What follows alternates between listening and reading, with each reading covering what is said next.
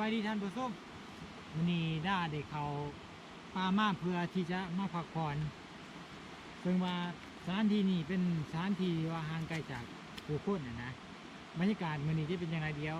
ติดตามชมไปพร้อมกันด้วยทุกคนเด้อ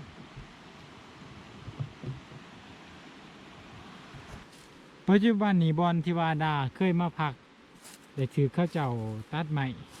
ลงไปจำนวนวงหลายแหละเดี๋ยวราสีหาบอลพักแค่นี้ก่อน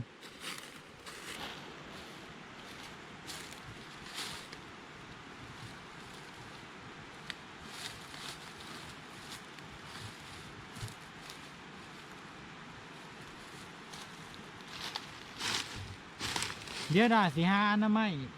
บอลที่ว่าจะพักก่อน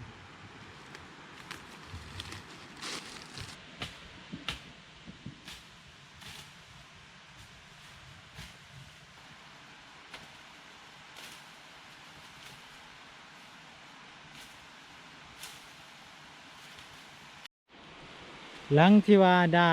เมียนไประยะได้หนึ่งเดี๋ยวเราสิรังไฟก่อนได้ทุกคน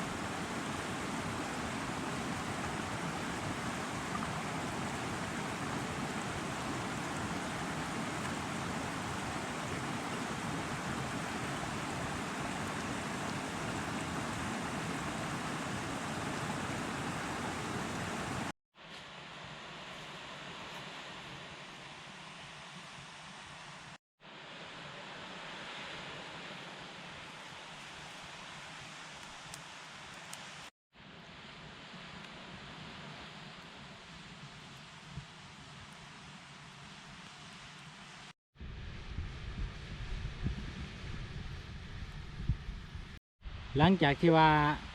ได้เฮ็ดกินเลยก็รอถ่าให้ต้องกินซุปนี้ก็ได้ระหว่างนั้นได้ก็ได้เฮ็ดอันนั้นของใส่กุ้งหรือว่าของใส่ปลาหน่อยนะเอากระตุกเลยก็เอาขี่ปลาที่ว่าได้บริชิมลองใส่เบิงมาเบิงว่ามือเท่าสิได้เป็นตามียังเข้าไปอยู่ในอันนั้นกระตุกนะบ่นี่กระคำเนี่ยเดี๋ยวเราสิปลูกอูเพื่อไว้นอนก่อนเด้อทุกคนอาหารของเรายังท่านได้กินเลยก็บ่ท่านแล้วสับ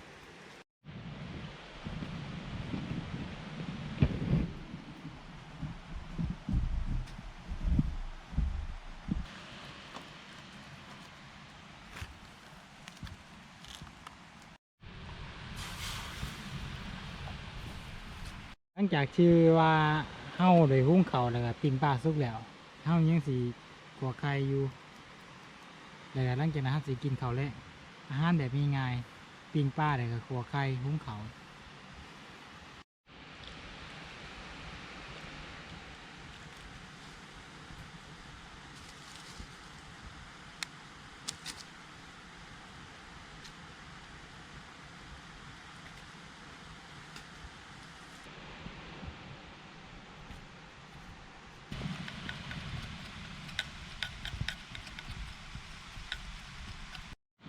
คือด่าบ่ได้มาคนเดียวเลยทุกคนมื้อนี้ก็ได้มากับน้องชายน้องหลาแต่ว่าน้องชายบ่สะดวกเข้ากล้องนะแต่ว่าเพิ่นก็สิเข้านํอยู่บางส่วนพาเพิ่นมาเคยพาเพิ่นไปไลฟ์บอลอยู่แต่ว่าส่วนหน่อยด่าสิไปคนเดียวนะแต่ว่าถือโอกาสนี้ด่าก็ได้ส่วนเพิ่นมาเดี๋ยวแล้วสำหรับอาหารแหลกของเราจะมีอยู่3อย่าง2อย่างปลานี่กับไข่เท่านั้นแหละเดี๋ยวมากินข้าวด้วยทุกคนเด้อมาเลยกินข้าวทุกคน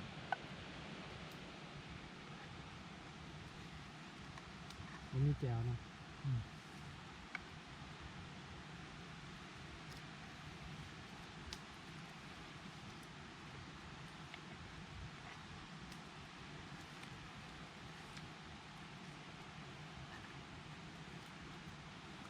กินไกลๆให้เสร็จอาหารมีตรงนั้นนะครับไม่จ่ายเงิน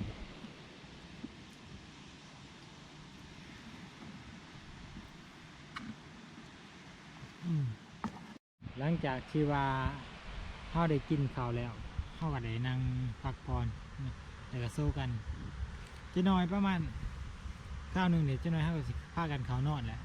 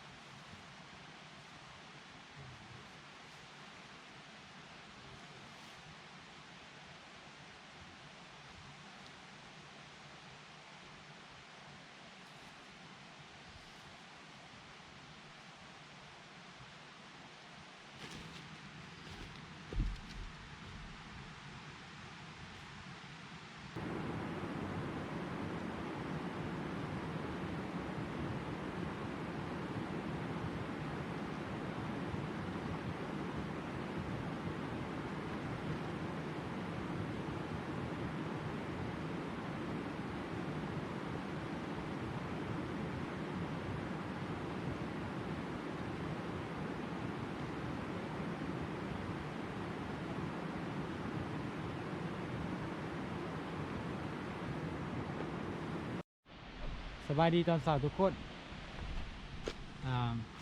บางอย่างนี้ได้ไปเบิ่งกับกระตุกที่ว่าสิเฮ็ดอันนั้นใส่ปลานะปรากฏว่าบ่ได้พอโตนะ